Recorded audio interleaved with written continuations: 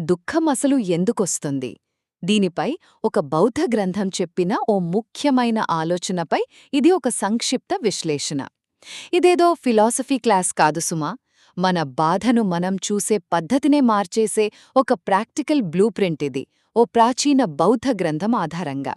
సరే, మొదటి పాయింటేంటంటే, దుఃఖం అనేది హఠాత్తుగా మన మీద పడదు. అదొక డామినో ఎఫెక్ట్ లాంటిది.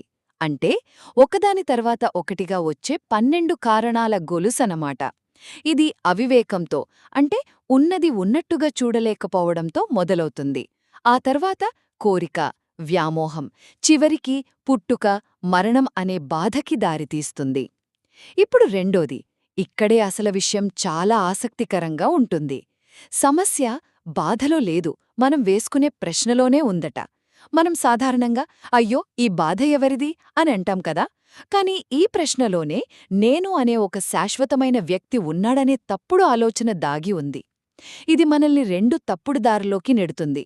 ఒకటి, శరీరం పోతే అంతా శూన్యమని, లేదా రెండు, ఈ శరీరంలో శాశ్వతమైన ఆత్మ ఉందని. బుద్ధుని ప్రకారం ఈ రెండూ నిజం తెలుసుకోవడానికి అడ్డంకులే. ఇక చివరిగా మూడోది, అసలైన పరిష్కారం. బుద్ధుడేంచేశారంటే ఆ ప్రశ్ననే పూర్తిగా మార్చేశారు.